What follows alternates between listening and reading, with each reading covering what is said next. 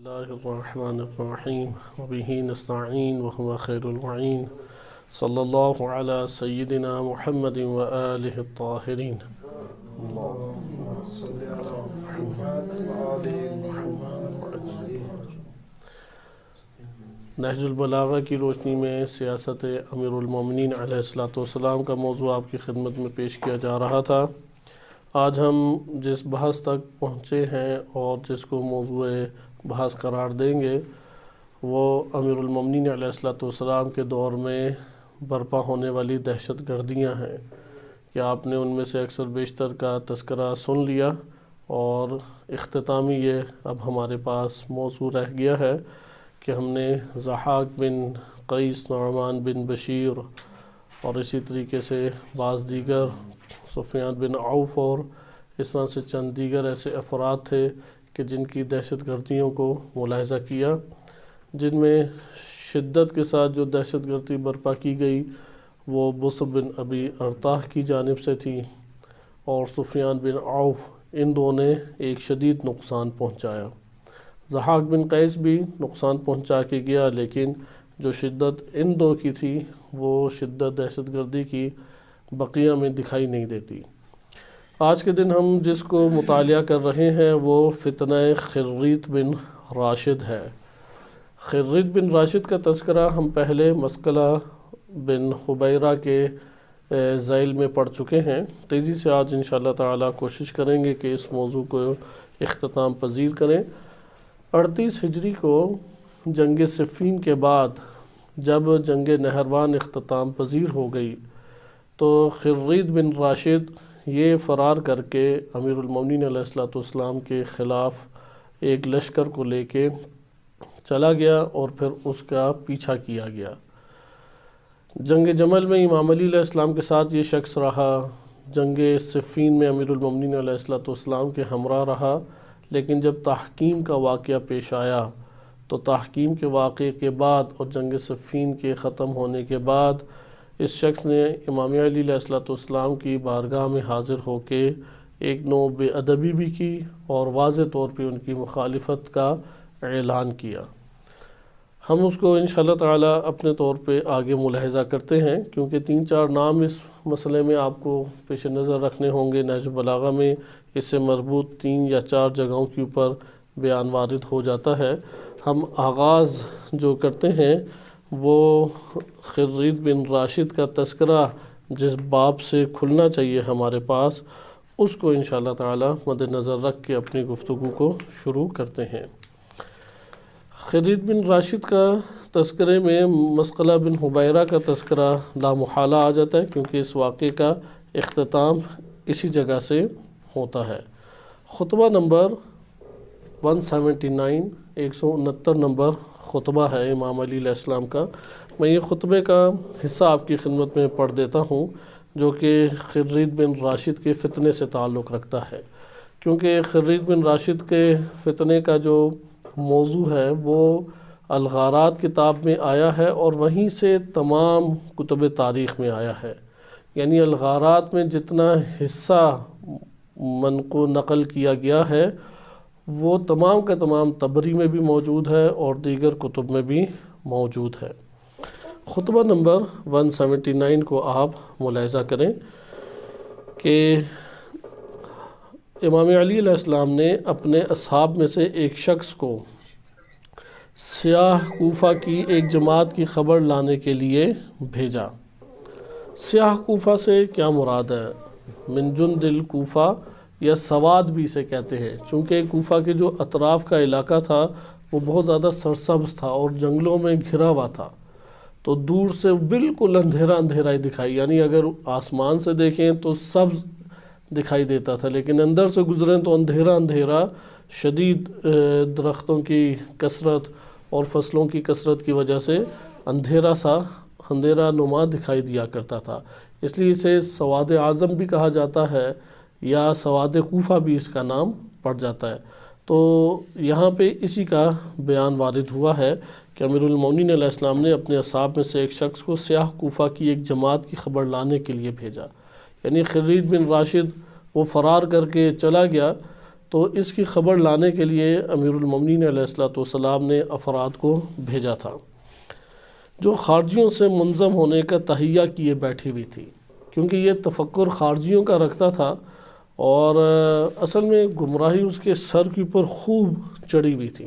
جتنی اس کو فرصت اور مہلت دی، جتنا اسے سمجھایا گیا، لیکن وہ اتنا ہی باغی اور سرکش ہوا، یہاں تک کہ اس کا اختتام قتل و غارت کے اوپر ہوا۔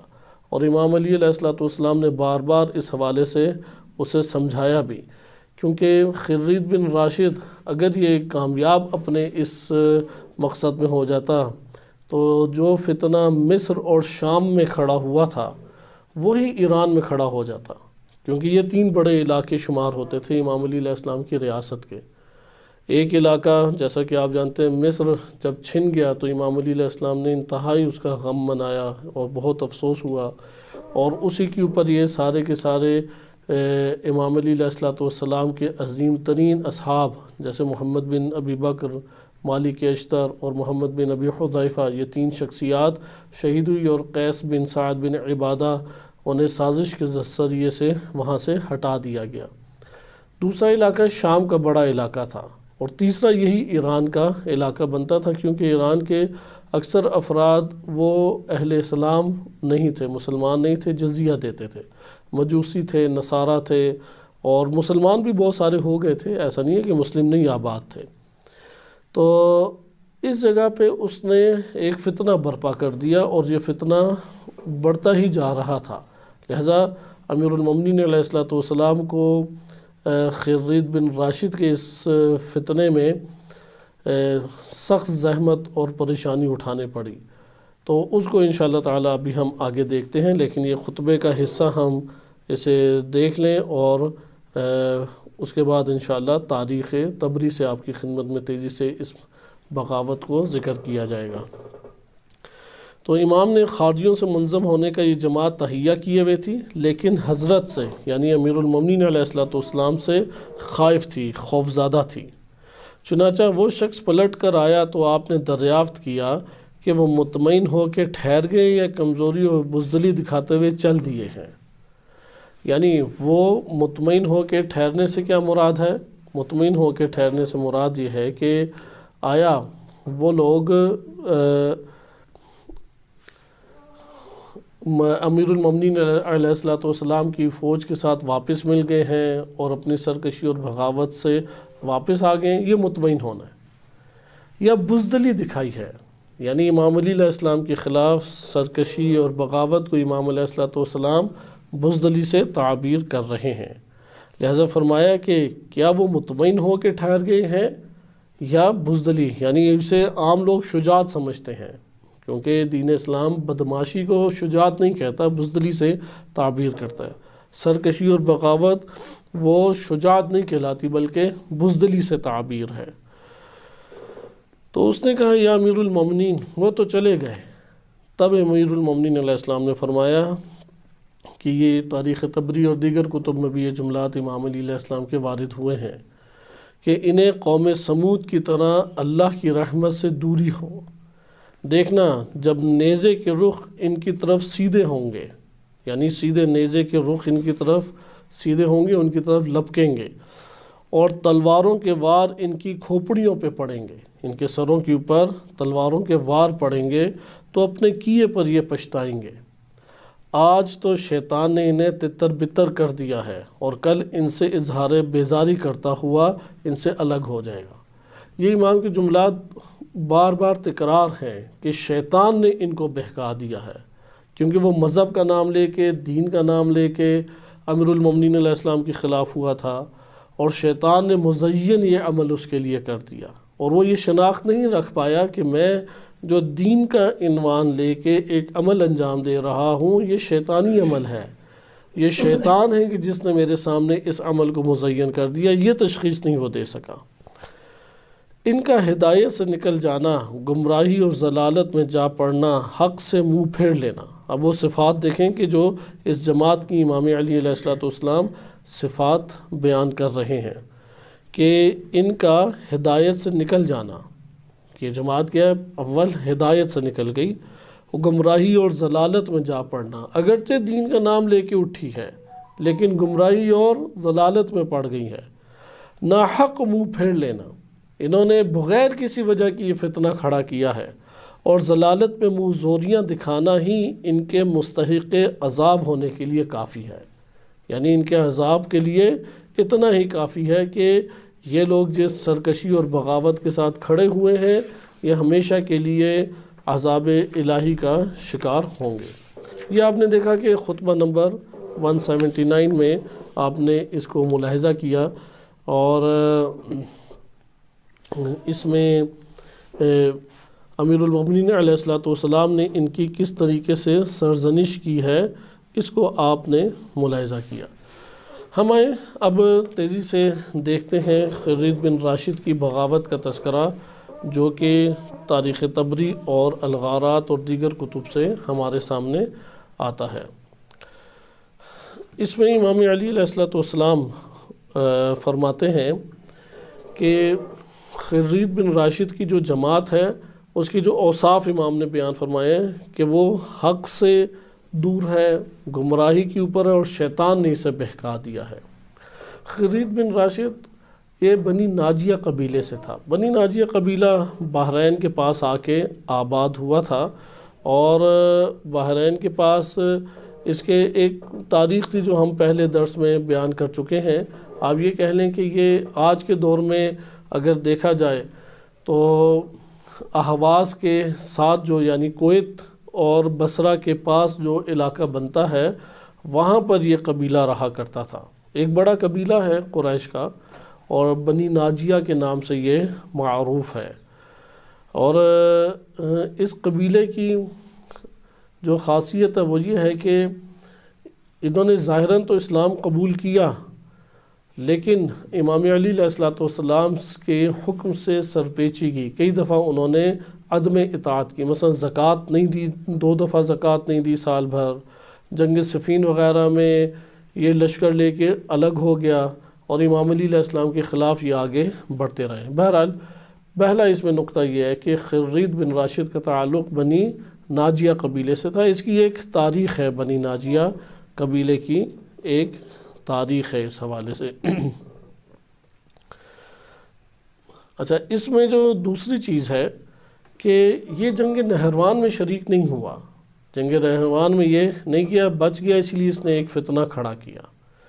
اور جب اس نے فتنہ کھڑا کیا تو امام علی علیہ السلام کے جو نامور شخصیات تھیں وہ شہید ہو چکی تھیں، جیسے جناب مالک اشتر ہیں، جناب عمار ہیں، جناب محمد بن ابی بکر ہیں، جناب ہاشم مرقال ہیں، یہ تمام کی تمام شخصیات شہید ہو چکی ہیں۔ اچھا، اس نے فتنوں سے بھرپور فائدہ اٹھایا کہ ایک طرف مصر ہاتھ سے گیا، دوسری طرف شام کے جو باغی ہیں وہ آگے بڑھنا چاہ رہے ہیں، اور تیسری طرف جنگوں کی مسلسل وجہ سے امام علی علیہ السلام کے افراد اور اصحاب اندر تھک چکے ہیں، سخت تھک چکے ہیں اندر سے، لہٰذا اس ماحول سے اس نے فائدہ اٹھایا۔ آغاز کس طریقے سے کیا؟ کیونکہ بنی ناجیہ کے ارد گرد کئی قبیلے رہتے تھے، ان میں بعض قبائل ایسے تھے جو عیسائی تھے، ان عیسائیوں میں بعض مسلمان ہو چکے تھے، بعض مسلمان نہیں ہوئے تھے۔ یہ آپ کے پاس ایران کی ایک تاریخ، کیونکہ ایران کے اندر جو اسلام آیا وہ تدریجاً وقتاً فوقتاً آیا، فوراً نہیں ایسا ہوا کہ قبول کر لیا گیا، یعنی تبلیغ کے ذریعے سے ایران کے اندر اسلام کی بنیاد نہیں پڑی، بلکہ خلیفہ دوم کے دور میں تلوار کے ذریعے سے بنیاد پڑی۔ جب تلوار کے ذریعے سے فیصلہ ہو تو عموماً قومیں سر تسلیم خم نہیں کرتی، جزیے کے اوپر راضی ہو جاتی ہیں، لہٰذا ایران وہ جگہ قرار پاتا تھا کہ جہاں سے باہری جزیہ لوگ دیا کرتے تھے، لیکن اپنے مذہب کو چھوڑنے کے لیے آمادہ نہیں تھے۔ اسی اثناء میں تبلیغات ہوتی رہیں، کیونکہ امام علی علیہ السلام کا ایران اور اہل ایران کے ساتھ بہت شفیقانہ اور بہت مہربانہ ایک تعلق رہا ہے۔ تو امیر المومنین علیہ السلام کے مختلف والی یہاں پہ ہوتے تھے، ان والیوں کی بھی مختلف طرح کی خیانتیں سامنے آئیں، لیکن جب خرید بن راشد نے یہاں پہ ہنگامہ کھڑا کیا، کیونکہ اگر آپ عالم اسلام کو اس دور کے دیکھیں تو 3 سے 4 بڑے خطے آپ کے پاس بنتے ہیں، 3 سے 4 بڑے خطے آپ کے سامنے بنتے ہیں۔ ایک آپ کے سامنے خطہ یہی شام اور مصر کا آتا ہے، دوسرا آپ کے پاس یہ جزیرہ عرب جسے ابھی آج کے دور میں آپ کہتے ہیں کہ جس میں مکہ مدینہ سے لے کے کوفہ بصرہ تک یہ سارا علاقہ، اور تیسرا ایران کا ہے کہ یہ ہمارے موجودہ سندھ تک اور افغانستان کے تمام علاقوں کو شامل تھا اس دور میں۔ اس علاقے کے اندر عیسائی بھی ہیں، مجوسی بھی ہیں، مسلمان بھی ہیں، یہ 3-4 قومیں ادھر رہا کرتی تھی۔ امام علی علیہ السلام نے اپنے افراد یہاں پہ جب متعین کیے تو خرید بن راشد کا فتنہ زور اس لیے پکڑتا چلا گیا کیونکہ چند علاقے امام علی علیہ السلام کے ہاتھ سے نکل چکے تھے اور بڑے علاقے تھے، جیسا کہ مصر ہے اور جیسا کہ شام ہے۔ اور دوسری بڑی وجہ اس کی یہ تھی کہ یہ قبائل پہلے سے امام علی علیہ السلام کی دشمنی کے لیے آمادہ تھے اور آثار پائے جا رہے تھے۔ نمبر 3، ان کی دیکھا دیکھی بہت سارے قبائل نے بغاوت شروع کر دی آس پاس، یہاں تک کہ سہل بن حنیف جو امام علی علیہ السلام کے والی تھے، ایرانیوں نے انہیں دھمکیاں دے کے یعنی ایک قسم کا مار پیٹ کے باہر بھگا دیا اور وہ مجبور ہوئے کہ وہ علاقہ چھوڑ کے چلے جائیں۔ مسقلہ بن حبیرہ ایک علاقہ اردشیر خرہ کے نام سے ہے، اس کا حاکم تھا، اس نے خیانت کی اور بھاگ کے معاویہ کے ساتھ مل گیا۔ اسی طریقے سے منذر ابن ابی جارود ہے، اس نے خیانت کی اور امام علی علیہ السلام نے اسے سرزنش کی۔ اس طرح کے واقعات ہمارے پاس متعدد قسم کے آ جاتے ہیں۔ آپ نے دیکھا کہ یہ حالات خراب سے خراب تر اس کا مطلب ہے ہوتے جا رہے ہیں کہ خرید بن راشد کے فتنے کے ساتھ سہل بن حنیف کو بھی لوگ پکڑ کے باہر نکال رہے ہیں، دوسری طرف سے خیانت مسقلہ بن حبیرہ کی آ رہی ہے، منذر بن ابی جارود خیانت کر رہا ہے، دیگر افراد ہیں، دیگر قبائل ہیں کہ جو آہستہ آہستہ کھڑے ہو رہے ہیں، تو ایک پریشان کن صورتحال بنی۔ لہٰذا آئیں تیزی سے ہم اس کو دیکھتے ہیں کہ یہ فتنہ آغاز کیسے ہوا، کیونکہ آپ اگر اس کی طبیعت کو صحیح جاننا چاہتے ہیں کیسا شخص تھا تو اس کے لیے بہترین صورت ہے کہ جیسا اس ٹائم بھی بالکل اسی مزاج کے بندے آپ کو نظر آ جاتے ہیں کہ جو داعشی اور طالبانی صورت میں پائے جاتے ہیں، یعنی ان کے سر کے اوپر جہادی بھوت سے ایک سوار ہوتا ہے، نام انہوں نے جہاد رکھا ہوتا ہے اور دہشت گردی کا وہ لقب لے کے آگے بڑھنا چاہتے ہیں اور ہر چیز میں اگلے کو کافر، اگلے کی گردن اڑانا۔ اور انہوں نے یہی کام کیا کہ ایک علاقے میں پہنچے، وہاں پہ امام علی علیہ السلام کے ماننے والے موجود تھے، زازان غالباً نام تھا، حتیٰ کہ علماء ابھی ان کے خاندان سے آتے ہیں، نماز پڑھ رہے تھے زازان، تو خرید بن راشد اور ان کا یہی بھاگی ہوئی جماعت جو 200 کے قریب کی جماعت تھی، انہوں نے پوچھا کہ مسلمان ہو یا عیسائی ہو، یعنی اہل ذمہ ہو؟ کہا مسلمان ہو۔ کہا کہ علی ابن ابی طالب کے بارے میں کیا تمہارا موقف ہے؟ کہا کہ علی ابن ابی طالب وہ مثلا امام خلیفۃ المسلمین ہے۔ کہا کہ تم نے کفر کیا، اور یہ کہہ کے تلواروں سے ٹکڑے ٹکڑے کر دیا اس کا۔ اچھا، اس کے بعد ایک دو اور کو پکڑ کے لائے، ان سے پوچھا تم کون ہو؟ کہا ہم اہل ذمہ ہیں۔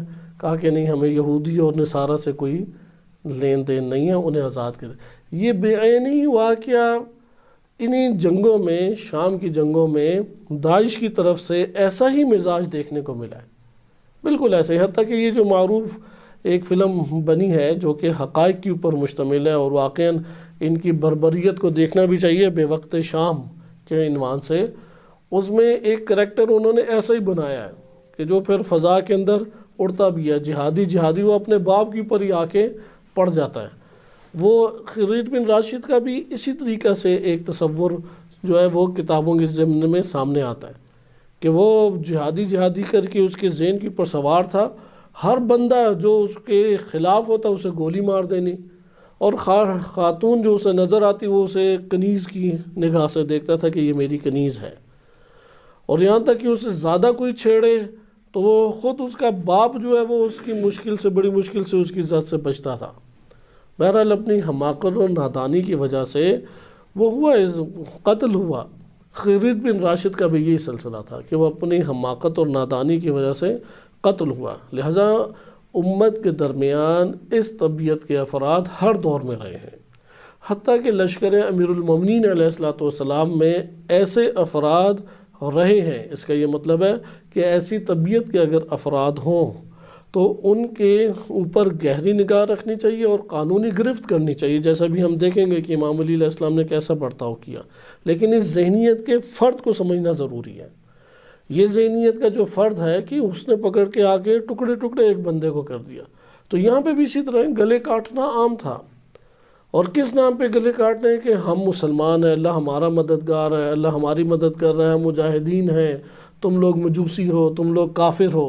یہ تہمتیں امام علی علیہ السلام کی پر لگا کے اور صحابہ کرام کی پر لگا کے ان کے گھروں کو انہوں نے لوٹا۔ بات کی تو امت کوئی چیز نہیں ہے۔ لہذا خرید بن راشد کے اس پورے واقعے میں ہمارے پاس دو چیزیں بہت اہمیت کی حامل ہیں۔ ان میں سے پہلی چیز ہے کہ اس شخصیت کا اندازہ لگائیں، اس طبیعت کے افراد جو ہے امت کے درمیان موجود رہتے ہیں۔ اگر اس طبیعت کے افراد امت کے درمیان موجود ہوں تو ہمیں اس طبیعت کے ماضی میں جو کریکٹر سامنے آئے ہیں اس کی اساس کے اوپر آرام سے یہ نشاندہی کر سکتے ہیں کہ یہ کیا ریاست کے اندر فتنے برپا کرے گا، یہ کس طرح لوگوں کو بے دردی کے ساتھ قتل کرے گا۔ اور وہاں پہ قانونی چارہ جوئی وہ بنتی ہے کہ ایسے افراد کو حد اقل نظر میں رکھا جائے یا قابو رکھا جائے۔ دوسری چیز مسخلہ بن حبیرہ جیسے حاکم کی بات ہے کہ اس کا یہ کہنا تھا کہ چونکہ اس نے اموال کافی خرچ کیے، قرض لیا تھا بیت المال سے، تو کہا کہ اگر حضرت عثمان ہوتے یا ان کے علاوہ دیگر خلفاء ہوتے یا شام کا جو باغی ہیں، شام کے باغی معاویہ ابن ابی سفیان، تو مجھ سے یہ سلوک کبھی بھی نہ کرتے۔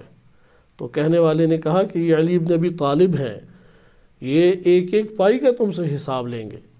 وہ صرف امام علی علیہ السلام کے حساب کتاب کی وجہ سے وہ امام کا ساتھ چھوڑ کے چلا گیا۔ امام کی طرف سے حالانکہ حاکم ہے، وہ اسے مراعات دی جا رہی ہیں، وہ اس علاقے کے اوپر حکومت کر رہا ہے، لیکن اس کے باوجود کس بات کے اوپر امام علیہ السلام کا ساتھ چھوڑ کے چلا گیا کہ میں یہ بڑی رقم کیوں دوں، مجھے یہ معاف کر دینی چاہیے، گورنمنٹ مجھے معاف کرے۔ یہ حساب کتاب یعنی دینی حساب کتاب کے اوپر اس کا مزاج بگڑ گیا۔ یہ دو شخصیات اس واقعے میں ہمارے پیش نظر ہیں۔ خرید بن راشد کے حوالے سے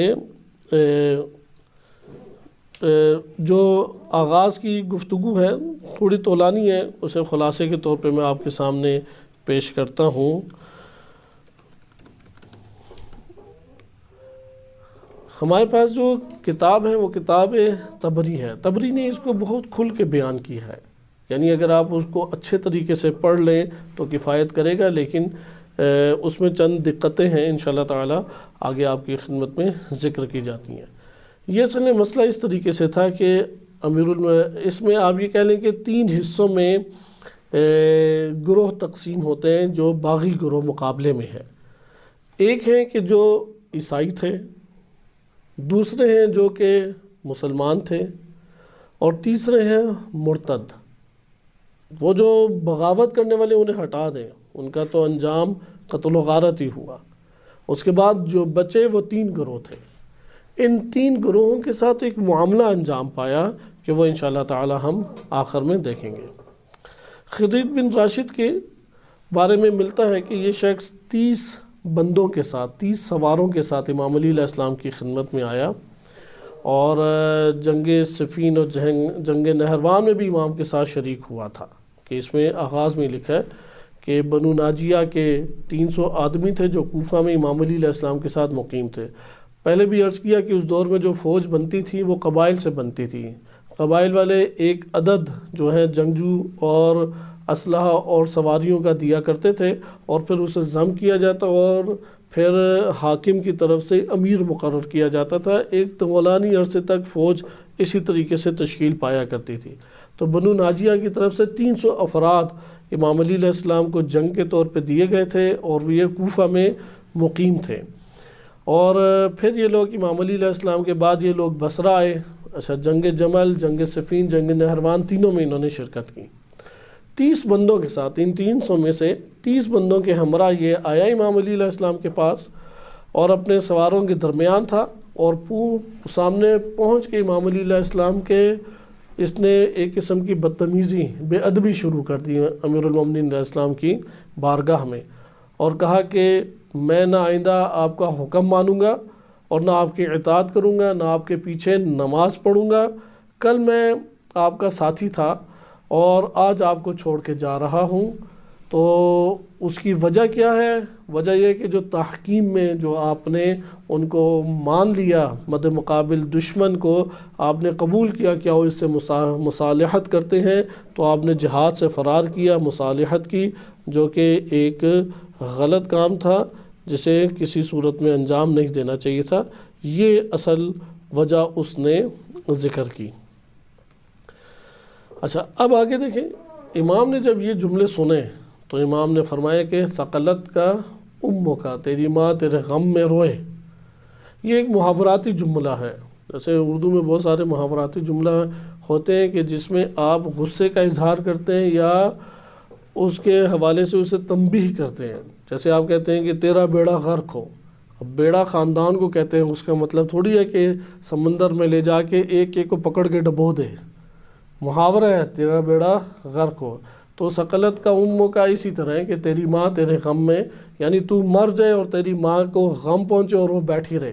یہ اردو کا ترجمہ ادھر نہیں کریں گے، ادھر اس کا بہتر ترجمہ یہ کریں گے کہ تیرا بیڑا غرق ہو کہ کیا تو سوچ رہا ہے اس وقت تو اپنے پروردگار، اگر تو نے ایسا کیا، یعنی آپ جملے دیکھیں نا کہ میں نہ آئندہ آپ کا حکم مانوں گا، نہ اطاعت کروں گا، نماز پڑھوں گا آپ کے پیچھے۔ کل ساتھی تھا، آپ ساتھی نہیں ہو۔ یہ کون سا فرد ہے جو 3 جنگوں میں امام کے لیے لڑ چکا ہے؟ اس لیے لڑنا ایک دفعہ محاذ پہ جا کے لڑ بڑھ کے آ جائے تو اس سے وہ کوئی اعلیٰ ترین چوٹی کا مجاہد نہیں بن جاتا۔ ضروری ہے کہ مطیع ہو، مطیع۔ امام علیہ السلام کا غم تھا، مطیع ہونا چاہیے، انہیں اطاعت گزار چاہیے۔ اس وقت بھی جو ہمیں سب سے بڑی مشکل پیش آتی ہے وہ یہی ہے کہ اطاعت گزار شخص موجود نہیں ہے۔ یعنی جب جانتے ہیں کہ یہ راہ حق ہے، یہ پیغام حق ہے، جب یہ جانتے ہیں کہ لشکر حق ہے، یہ جبہہ، یہ مبارزہ، یہ راہ حق ہے، تو حق کے اوپر انسان کو استقامت دکھانی چاہیے، لہذا وہاں پہ اطاعت دکھانی چاہیے۔ تو یہ آپ کے سامنے بات آئی کہ امیر المومنین علیہ السلام کی عدم اطاعت کا اس نے آ کے نعرہ لگایا۔ تو امام نے فرمایا اگر تو نے ایسا کیا تو اس وقت تو اپنے پروردگار کی نافرمانی کرے گا اور اپنے عہد کو توڑ دے گا اور اپنے علاوہ کسی کا بھی نقصان نہیں کرے گا۔ لیکن یہ تو بتاؤ ایسی کیوں حرکت کر رہے ہو؟ تو کہا کہ آپ نے کتاب خدا میں حکم کو قبول کیا، یعنی اللہ کی کتاب کے مقابلے میں مصالحت کی کوشش کی، حق کے معاملے میں آپ نے کمزوری دکھائی، جبکہ ایک ظالم قوم کے اوپر آپ نے بھروسہ کیا۔ تو امام علیہ السلام نے فرمایا امام نے کہ میں تجھ کو کتاب اللہ کا درس دیتا ہوں، سنت رسول میں تمہارے سامنے پیش کرتا ہوں، حق کی باتیں پیش کرتا ہوں جسے تم انکار کر رہے ہو، تم آؤ میرے ساتھ بیٹھو۔ اس طرح سے بات نہیں ہوتی، بیٹھو تاکہ میں تمہارے اندر سے غلط فہمیاں دور کروں۔ تو اس نے کہا اچھا ٹھیک ہے، میں پھر کل آؤں گا، یہ کہہ کے چلا گیا۔ یہ جب کہہ کے چلا گیا تو امام نے اسی ٹائم یہ فرمایا کہ شیطان نے اس کو دھوکے میں مبتلا کر دیا ہے، اور اس کو تنبیہ کی کہ تمہیں شیطان نے دھوکے میں مبتلا کیا اور اپنی جہالت کو معمولی نہ سمجھو، تم یہ معمولی جہالت نہیں ہے تمہاری۔ اور پھر کہا کہ اگر تم میرے پاس نصیحت کے لیے آئے اور ہدایت کرنے کے لیے آئے تو میں تمہیں سیدھی راہ دکھاؤں گا۔ امام کو پتہ تھا کہ یہ آئے گا نہیں، تو امام علیہ السلام کے ساتھیوں نے کہا بھی۔ اب یہ جو آگے واقعہ پیش کر رہے ہیں یہ عبداللہ بن فقیم ہے، یا بعض جگہوں پہ قعین وارد ہوا ہے، عبداللہ بن قعین یا عبداللہ بن فقیم میم کے ساتھ۔ امام کے بعض صاحب نے کہا بھی یا امام اس کو ادھر ہی پکڑ لیں، بہترین موقع ہے اسے۔ تو امام نے فرمایا کہ جب اس نے ایک کارروائی نہیں کی، ایک جرم انجام نہیں دیا، تو کیسے ابھی پکڑیں؟ اس پہ نگاہ رکھو، یعنی اس کے اوپر مسلسل نگاہ رکھو، اور اس کے پیچھے جو ہے افراد یعنی جاسوس چھوڑ دو، اور اس کی کارروائیوں کی پر نگاہ رکھو۔ قانونی کارروائی بھی یہی بنتی ہے، ایک بندے نے اگر جرم انجام نہیں دیا تو اسے نظر میں رکھا جاتا ہے۔ تو عبداللہ بن فقیم، طبری میں فقیم آیا، جبکہ بقیہ جگہوں پہ قعین کا کلمہ وارد ہوا ہے۔ تو وہ کہتے ہیں کہ میں اس کے پیچھے پیچھے چلا گیا، یہ بندے نکلے ہیں، یہ پیچھے پیچھے گیا، تو میں اس کے چچا زاد کو، کزن کو جانتا تھا۔ چچا زاد یعنی کزن کو جانتا تھا، وہ میرا دوست تھا، ابن ریان اس کا نام تھا۔ کہتے ہیں میں نے سوچا کہ میں اس کے پاس، اس کے کزن کے پاس جاؤں گا جو میرا دوست بھی ہے، کہ کعب بن ریان غالباً نام ہے، تو اس کو میں تمام بات بتاؤں گا اور یہ اسے سمجھائے گا تو شاید یہ سمجھ جائے۔ کہتے ہیں میں اس کے پیچھے پیچھے گیا تو یہ پہلے گھر میں داخل ہو گیا۔ میں اس کے گھر کے دروازے پہ پہنچا تو دیکھا اندر بہت سارے لوگ بیٹھے ہوئے ہیں، یہ تو اتنے افراد نہیں تھے جو دکھائی دے رہے ہیں۔ تو یہ لوگ آپس میں باتیں کر رہے تھے، اور اس نے آ کے کہا کہ امام علی علیہ السلام کے پاس جب تم آئے ہو تو ان کے ساتھ نہ، یعنی خزیت نے پوری بات بتائی کہ میں نے امام سے بحث کی، تو امام نے کہتے ہیں مجھے کوئی پختہ محکم جواب نہیں دیا۔ وہ جب ذہن خراب ہو، اندر شیطان غالب ہو، تو امام معصوم، امام ہدایت، ان کی بات بھی اس کو لگتی ہے کہ محکم نہیں تھی۔ تو کہتے ہیں کہ اس خزیت نے کہا میرا تو خیال یہ ہے کہ ان کا ساتھ چھوڑ کے ہمیں چلے جانا چاہیے، اور میں نے اگرچہ انہیں کہہ دیا میں کل ملوں گا، لیکن میری رائے یہ ہے کہ میں کل نہ ملوں اور ہمیشہ کے لیے انہیں چھوڑ کے چلا جاؤں۔ تو اس کے اکثر ساتھیوں نے کہا کہ تم جب تک ان کے پاس نہ جاؤ کوئی فیصلہ نہ کرو، یعنی جب تم نے جب کہا ہے تو کل جاؤ ان کے پاس اور ان کی بات سنو، اس کے بعد کوئی فیصلہ کرو۔ اگر وہ تم سے کوئی ایسی بات کریں جو تمہارے لیے قابل قبول ہو تو قبول کر لینا، اور اگر وہ بات قابل قبول نہ ہو تو ساتھ چھوڑ دینا اور تمہارے بس میں ہے۔ تو خزیت نے کہا کہ ہاں یہ رائے میرے لیے مناسب ہے، میں کل جا کے امام علیہ السلام کی خدمت میں حاضر ہوں گا۔ اچھا، اس کے بعد یہ عبداللہ کہتے ہیں کہ میں نے ان سے کہا کہ میں اندر آ سکتا ہوں، اندر آیا اور انہوں نے اجازت دی، اور خزیت کو پھر قسم دے کے کہا کہ اگر تم امام امیر المومنین و جماعت مسلمین کا ساتھ چھوڑتے ہو تو تجھ پر دست اندازی کا حق حاصل ہو جائے، یعنی تم ہی گرفتار ہوگے، تم ہی قتل ہوگی اور اپنے قبیلے والوں کو بھی برباد کرو گے، کیونکہ امام علی علیہ السلام حق کے اوپر ہے۔ تو خزیت نے کہا میں صبح امام علی علیہ السلام کے پاس جا کے ملتا ہوں اور ان کے دلائل سنوں گا، جو کچھ وہ کہیں گے، جو نصیحت کریں گے اس پہ غور کروں گا، اور یہ میرے لیے زیادہ بہتر ہے۔ بہرحال اس گفتگو کے پاس یہ عبداللہ جو ہیں وہ چلے گئے اس کے کزن کے پاس، جو کہ خاص ان کے قریبی تھا، یہ مدرک بن ریان تھا، کعب نہیں، مدرک بن ریان تھا، اور عرب کے مشہور بہادروں میں اس کا شمار ہوا کرتا تھا۔ تو اس نے سارے کی ساری بات بتائی اور کہا کہ آپ اسے سمجھائیں، اور مجھے ڈر ہے کہ یہ امام علی علیہ السلام کو چھوڑ کے گیا تو اپنے آپ کو بھی تباہ کرے گا اور اپنے قبیلے کو بھی تباہ کرے گا۔ تو مدرک بن ریان نے کہا کہ خدا تمہیں جزائے خیر دے، تم نے بھائی چارے کا حق ادا کیا، اچھی نصیحت کی، آئندہ آنے والے خطرات سے آگاہ کیا ہے، اور یہ جو ہے امام علیہ السلام کا اگر ساتھ چھوڑنا چاہے تو میں اس کا ساتھ چھوڑ دوں گا، میں اس کے ساتھ کبھی بھی نہیں آؤں گا۔ لیکن یہ اسی کا ساتھ دیا اور مارا بھی گیا، کہہ رہا تھا کہ میں ساتھ نہیں، کیونکہ سارا واقعہ ہم آخر تک نہیں بیان کر پائیں گے۔ تو اس نے کیا کہا کہ مدرک بن ریان نے کہ میں ساتھ نہیں دوں، یہ سارے جنگجو ہوا کرتے تھے تو جنگوں میں آگے بڑھ بڑھ کے حصہ لیتے تھے، تو یہ قتل ہوا اس میں۔ اور عبداللہ بن فقیم تبری کی مطابق اس نے افسوس بھی کیا کہ میرا دوست مجھ سے بچھڑ گیا۔ کہتے ہیں اس کے بعد مدرک بن ریان کے بعد یہ واپس آیا میں، اور امام علی علیہ السلام کے پاس جانے کا ارادہ کیا کہ تمام انہیں گفتگو میں بتا دوں۔ اور کہتے ہیں کہ یہ مدرک بن ریان جو کزن تھا، اس سے میرا دل مطمئن ہو گیا تھا، اس لیے میں گھر جا کے آرام سے سویا پہلے۔ اگلے دن چاشت کا ٹائم تھا، چاشت کا ٹائم وہی ہوتا ہے کہ عموماً آج کل چھٹی کے دن طلاب جس ٹائم اٹھتے ہیں 11-12 بجے کا یا 10-11 بجے کا ٹائم، تو یہ بھی تھوڑی انہوں نے اپنی تھکاوٹ اتاری، اٹھے چاشت کے ٹائم پہ اور امام علی علیہ السلام کی خدمت میں حاضر ہوئے اور ان کی خدمت میں بیٹھے رہے۔ پھر امام علیہ السلام سے تھوڑی خلوت کی گزارش کر کے امام علیہ السلام کے بارگاہ میں ساری کی ساری بات بتائی۔ تو امیر المومنین علیہ السلام نے فرمایا اس کا تذکرہ ہی چھوڑ دو، اگر اس نے حق کو سمجھ کر اسے قبول کیا تو اس کا عذر ہم قبول کر لیں گے، اور اگر اس نے انکار کیا تو اس کا قانونی طور پہ کیا ہوگا، مواخذہ ہوگا، قانونی چارہ جوئی اس کے ساتھ ہوگی۔ تو کہتے ہیں میں نے امام کی بارگاہ میں عرض کیا کہ ہم اس کو اسی وقت نہ پکڑ لیں، اس نے یہ مشورہ اس نے دیا تھا۔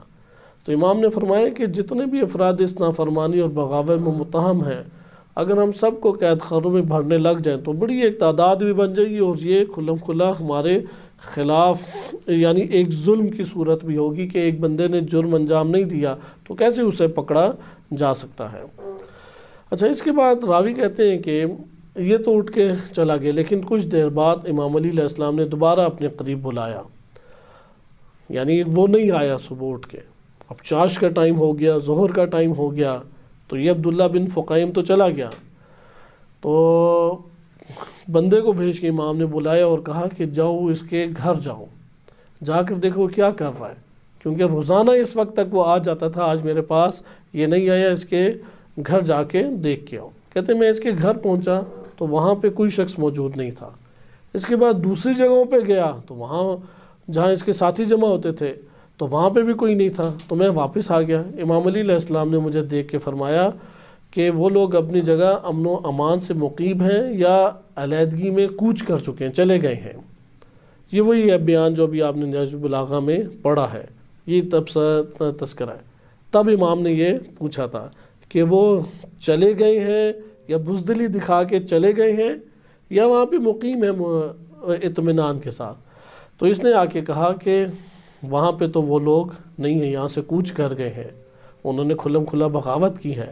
تو تب امام نے فرمایا کہ ان کے اوپر ایسی بربادی ہو، جیسے بھی آپ نے نہج البلاغہ کا خطبہ سنا کہ جیسے قوم ثمود پر نازل ہوئی، اگر انہیں نیزوں سے چھیدا جائے اور تلواروں سے ان کی گردنیں اڑائی جائیں تو شاید یہ نادم ہو جاتے، انہیں آج شیطان نے ورغلا کر گمراہ کر دیا ہے اور کل ان سے جدا ہو کر ان کا ساتھ چھوڑ کے بھاگ جائے۔ شیطان کرتا ہی یہ ہے، وہ صرف اور صرف شہوت اور غضب کے چہرے سے نہیں آتا، دین کے چہرے سے بھی آتا ہے۔ اگلے کا چہرہ مشکوک بنا کے پیش کرے گا، سوء ظن لائے گا، یہ تو ایسا ہے ویسا ہے، اور اپنے آپ کو بڑا ولی اللہ کر کے دکھائے گا۔ یہ مزین کر دینا ہے شیطان کا۔ تو خلاصہ کلام، اب یہاں پہ 2-3 نام ہیں، وہ تو فتنہ برپا کر کے چلا گیا اور ایک بڑے عدد کو لے کے گیا، 300 افراد تو ادھر تھے، 30 افراد کو اس نے لے کے گیا، میٹنگز اس نے اپنے گھر میں راتوں رات کی اور اگلے دن فرار کر گیا۔ تو اس کا یہ مطلب ہے جس لشکر کو لے کے گیا وہ حد اقل کتنے ہیں؟ 300 بندے ہیں۔ اور اگر وہ اپنے قبیلوں تک پہنچ گیا اور قبائل کو اس نے ابھار دیا تو پھر کتنے افراد ہو جائیں گے؟ چند ہزار پہ ہو جائیں گے، اور چند ہزار کے ساتھ امام علی علیہ السلام کی فوج کا ٹکراؤ ایک پوری بڑی جنگ کی صورت اختیار کر لے گا، جس کے اس وقت متحمل یہ ریاست اسلامی نہیں تھی کہ ایک اور اس طریقے سے ایران کی طرف سے جنگ جو ہے وہ ایک تھوپ دی جائے یا مسلط کر دی جائے۔ امام علی علیہ السلام اب لوگوں کے درمیان تھے تو زیاد بن خصفہ کھڑے ہوئے، یہ بڑی عظیم شخص ہیں۔ دیکھیں امام کے آپ نے پہلے بھی کلمات سنے اور وہ کلمات واقعاً تعجب آور کلمات ہیں کہ جس میں آپ نے دیکھا کہ امام علیہ السلام آگے بھی وہ آئیں گے، کہتے ہیں کہ اب میں ان کو کہہ کے تھک گیا ہوں، یہ تو سنتے ہی نہیں ہے میری، یا اس بندے کی رائے کیا کہ جس کی بات نہ مانی جائے۔ یہ آپ نے مسلسل کلمات کو ملاحظہ کیا کہ نعمان بن بشیر انصاری کی دفعہ بھی امام فرماتے رہے لیکن لوگ نہیں نکلے۔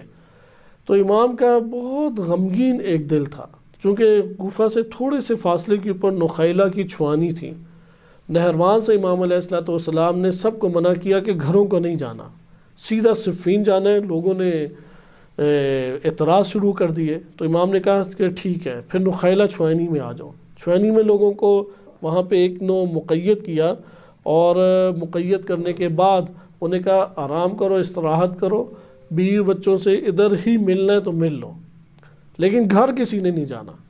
تو لوگ بھی ادھر رہتے رہے، 1 مہینے کے قریب ہو گیا۔ اب جب اگلا مہینہ شروع ہوا تو آہستہ آہستہ خاموشی سے کھسکنے لگ گئے، وہ ہے نا دیواریں پھلانگ کے بھاگ جانا۔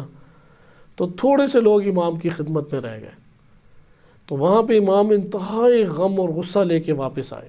یہ میں غم اس لیے عرض کر رہا ہوں تاکہ زیاد بن خصفہ ان کی شخصیت کا ہمیں معلوم ہو سکے کہ انہوں نے امام علی علیہ السلام کے دل کو کس طرح سے راحت کیا، کس طرح سے سکون برپا کیا ان کے قلب مبارک میں۔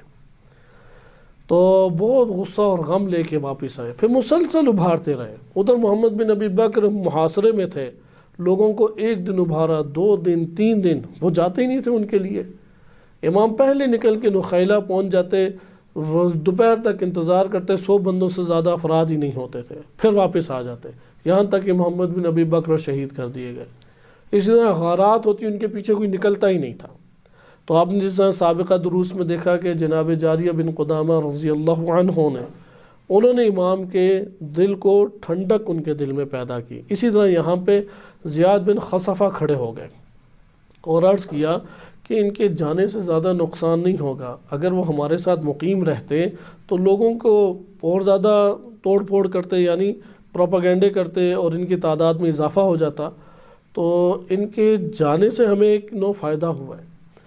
پھر کہا کہ ہمیں اس بات کا ڈر ہے کہ کہیں وہ آپ کے پاس آنے جانے والوں میں سے اکثر لوگوں کو خراب، یعنی فتنے برپا نہ کریں، کیونکہ اس نے کرنا ہی یہ کام تھا کہ اطراف جو ہیں، بصرہ کا اطراف ہے، ایران کے اطراف ہیں، ان میں قبائل کے ساتھ مل کے انہیں اٹھانا تھا، اور یہی اس نے کام بھی کیا کہ ابھی آگے آئے گا۔ اب وہ گیا کہیں یہ نہیں پتا، 300 بندوں کے ساتھ غائب ہو گیا وہ، لیکن کس علاقے میں پہنچا ہوا ہے، کیمرے اور سیٹلائٹ اس کا دور نہیں تھا وہ، تو اس لیے اب اس کا پیچھا کرنا تھا۔ تو خود زیاد بن خصفہ نے کہا کہ یا امام آپ مجھے موقع دیں، میں ان کا تعاقب کرتا ہوں۔ سب سے بہترین روش یہی ہے۔ امیر المومنین علیہ السلام کے بقیہ واقعات بھی دیکھیں، کم ہے کہ آخر میں مجبور ہو کے بلاتے تھے۔ مثلا جاریہ بن قدامہ کو بلایا امام نے، کیونکہ ان کی یہی خصوصیت تھی، ایسے مواقع ہوتے تو کھڑے ہو جایا کرتے تھے، میں ادھر جاؤں گا۔ شہید قاسم سلیمانی رحمۃ اللہ علیہ کے بارے میں بھی جو ان کے حالات زندگی، جوانی کے 18-19 سال کی عمر تھی جب وہ جنگ میں انہوں نے حصہ لیا، ان کے بارے میں بھی یہی واقعہ ہے کہ جو سب سے سخت محاذ ہوتا تھا، جس میں بچنے کے 0 چانس ہوتے تھے، بعض اوقات ہوتے ہیں 10%، 20%، 0 چانس، اس میں سب سے پہلے اپنا نام جا کے لکھواتے تھے۔ سب سے کم عمر، سب سے سر فہرست یا ابتدائی ناموں میں ان کا نام ہوتا تھا، اور ہمیشہ یہ ہوتا تھا۔ اس لیے ایک قسم کے زندہ شہید تھے، اللہ تعالیٰ نے ایک بہت بڑی خدمت ان سے لینی تھی، جیسے امت اسلامیہ کو فقط مکتب تشیع یا حرم اہل بیت علیہ السلام نے امت اسلامیہ کو ان شریر خوارج سے بچایا۔ لہذا یہ جو روش ہے کام کے اعتبار سے، یہ سب سے بہترین روش ہے کہ جو لشکر امیر المومنین علیہ السلام یا سیرت امیر المومنین علیہ السلام میں ملتی ہے۔ کام کرنے کے لیے اپنے آپ کو حاضر کریں، نہ کہ خاموش کھڑے ہوں کہ اگلا ذمہ داری ڈال دے اور پھر مجبور کرے اور اب میں نہ چاہتے ہوئے بھی تھوڑا بہت کام کر لوں۔ ناکام روش ہے۔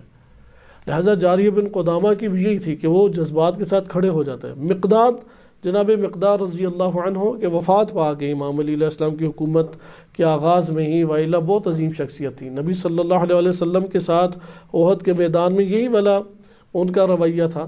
انہوں نے یہی کہا کہ اے رسول، اگر آپ ہمیں حکم دیں کہ جا کے سمندر میں آپ چھلانگ مار دو تو ہم اس سے دریغ نہیں کریں گے۔ ہم بنی اسرائیل والے نہیں ہیں کہ موسیٰ سے کہیں کہ جاؤ تم اور تمہارا خدا جا کے خود لڑے اور ہم جا کے بیٹھے رہیں۔ لہٰذا اس جگہ پہ اس نقطے کو یاد رکھیں کہ کام کے لیے، دین کی خدمت کے لیے اپنے آپ کو خود پیش کریں جب پتہ لگ جائے کہ یہاں پہ ضرورت ہے۔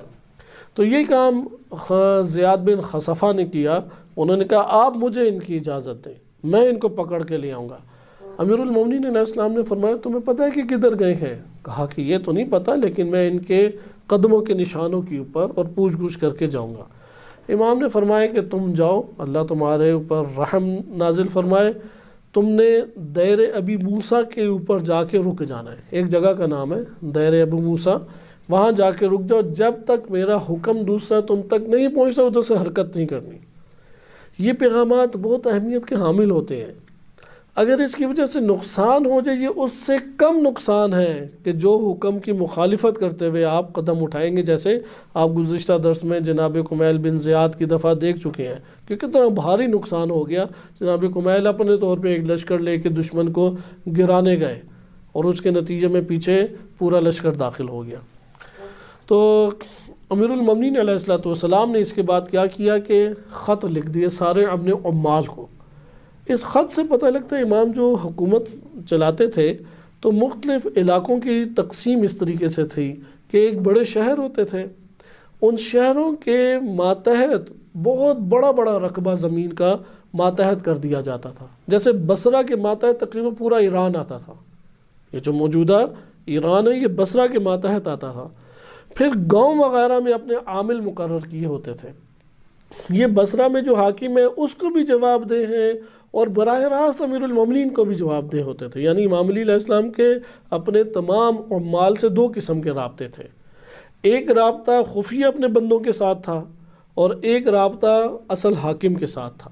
تو اس طرح دو قسم کی رپورٹیں امام علیہ السلام کو ملتی تھیں. دوسرا جو گاؤں کے علاقے تھے ان میں افراد معین کیے ہوئے تھے.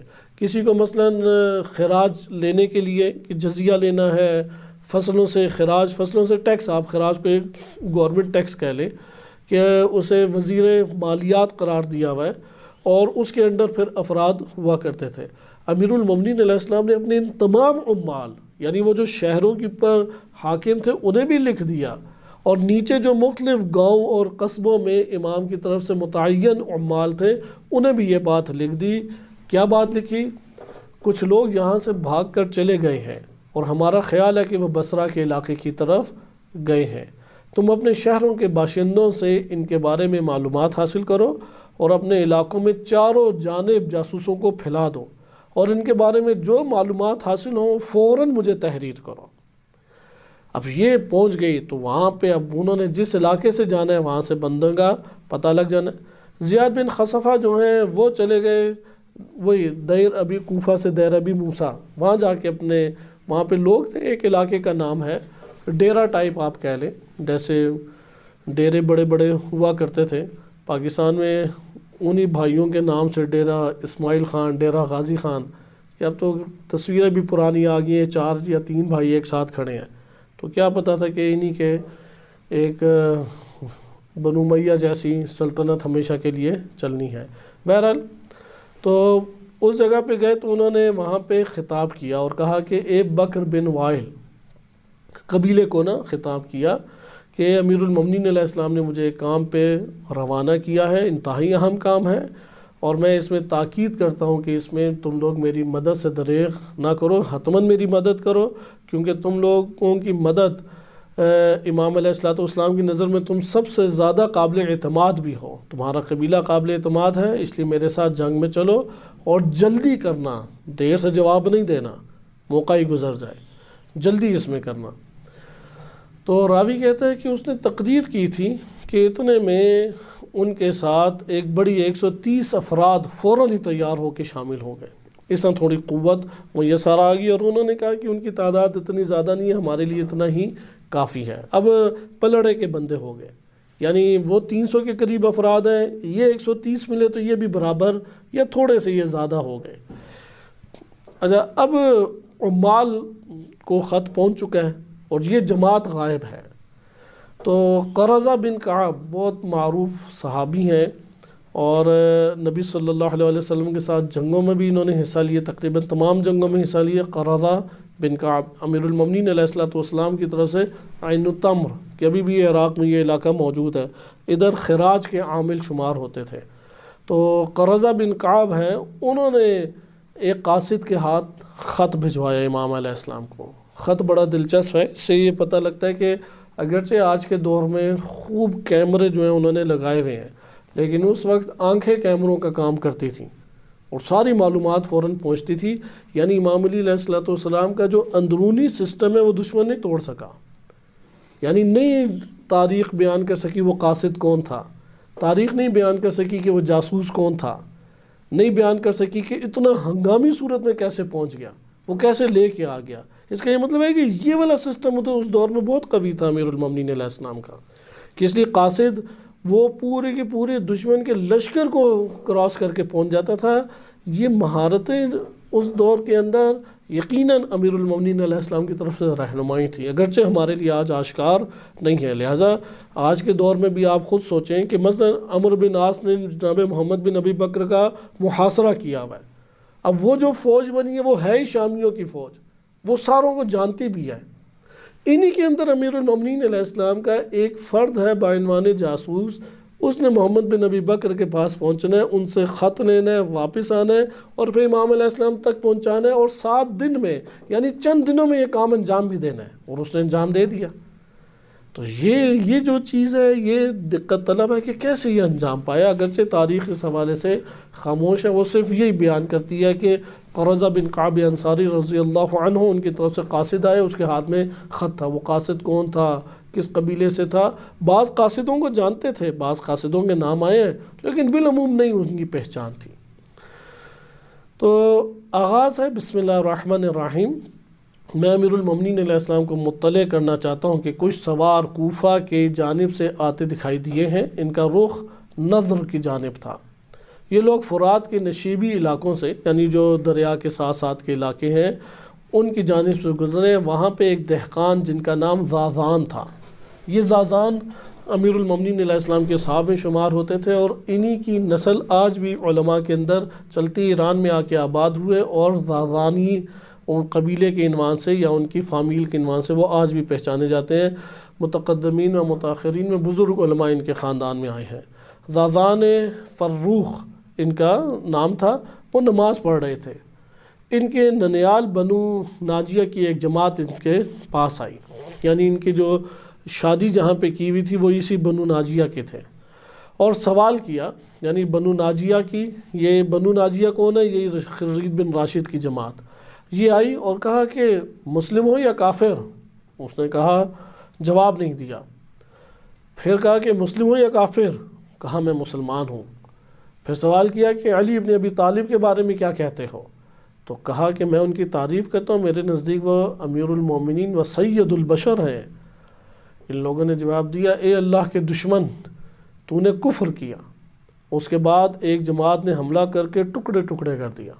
انتظار نہیں کی اور مکمل ٹکڑے ٹکڑے سے مراد وہی جیسے پاڑا چنار جاتے ہوئے کتنے افراد مومنین کو انہوں نے ذبح کیا اور پھر ٹکڑے ٹکڑے کیے اور اعضاء کو وہ کرتے. یہ اس دور سے چلا آ رہا ہے. یہ ناسبیت اور دشمنان اہل بیت اور دین کا نام لے کے یہ عمل کو انجام دینے والے یہ حرکتیں کرتے رہے ہیں.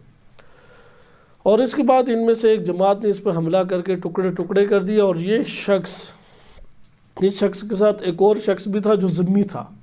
وہاں پہ کام شام کر رہا ہوگا. ذمی یعنی وہ جو ٹیکس دیتا ہے عیسائی. کہا کہ تم کون ہو؟ کہا کہ میں ذمی ہوں. اس نے جواب دیا.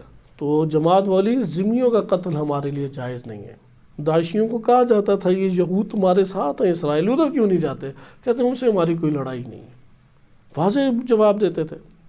طالبان یہ جواب دیتے ہماری ان سے لڑائی نہیں. ابھی بھی دیکھیں کہ افغانستان پاکستان سے افراد اہل سنت دیوبند حنفی نہیں اٹھتے کہ جا کے فلسطین کی مدد کریں. لیکن یہ شام، فلسطین کے ساتھ جو شام کا بارڈر ہے، وہاں پہ ہزاروں ادھر سے اٹھ کے غیر قانونی طریقوں سے گئے، دہشت گردیاں کرتے ہوئے وہاں پہ گئے اور انہوں نے ہنگامہ برپا کیا. کیونکہ یہود کو دشمن نہیں سمجھتے، لیکن علی ابن ابی طالب علیہ السلام کا نام لینے والے کو وہ دشمن اپنا سمجھتے ہیں. اور یہ جملہ کہتے ہیں تم کافر ہو جو اس نے کام کا. اس لیے جو بے وقت شام انہوں نے فلم دکھائی ہے وہ حقائق کے پر مشتمل ہے، اور وہ حقیقت تاریخ طبری میں آشکار ہے. یہ بیچارے زازان کا کیا قصور تھا؟ اس نے کہا سید البشر ہے، امیر المومنین ہے، میں ان کی تعریف کرتا ہوں. کہا کہ تو کافر ہے، اللہ کا دشمن ہے، پکڑ کے مار دیا. لہٰذا یہ امام علی علیہ السلام کے دور میں یہ عمل انجام پاتا تھا، آج کے دور، اور یہ انجام پاتا رہے گا تا قیام امام زمان عجل اللہ تعالیٰ فرجہ الشریف. اس لیے امیر المومنین علیہ السلام کا علیہ السلام کا جملہ ہے نہج البلاغہ میں کہ اگر پہاڑ بھی مجھ سے دوستی اور محبت رکھے تو وہ ٹکڑے ٹکڑے ہو جائے. یعنی اتنے مصائب پڑیں گے کہ پاش پاش ہو جائے گا. اس لیے آمادہ رہنا چاہیے. جو ولایت علی ابن ابی طالب علیہ السلام کا دم بھرنے والا ہے وہ اپنے دل میں اس حوالے سے مصیبتوں کا سامنا کرنے کے لیے اپنے آپ کو قوی رکھے، کیونکہ مد مقابل جو ناسبیت اور عداوت ہے اہل بیت علیہ السلام سے وہ ہے اس نوعیت کی جو امام علی علیہ السلام کے دور میں تھی. اب یہ زازان کو انہوں نے قتل کر دیا، لیکن وہ عیسائی یہودی کو چھوڑ دیا. اس ذمی نے پھر ہمارے پاس آ کے ہمیں ان تمام حالات سے مطلع کی. اس ذمی نے آ کے بتایا ان کو نا، یہ جو زیاد بن خصفہ اور یہ قرظہ بن کعب نے خط لکھا، یہ خط کے جملات ہیں ابھی جو بیان کر رہا ہوں. کہتے ہیں میں نے ہر اس شخص سے اس جماعت کا حال دریافت کیا، لیکن اس ذمی کے علاوہ کسی نے کوئی بات بیان نہیں کی. امیر المومنین نے اس مسئلے میں معاملے میں اپنی رائے سے مطلع کریں، میں آپ کے حکم کا منتظر ہوں۔ اب قرظہ بن کعب کی رپورٹ آ گئی۔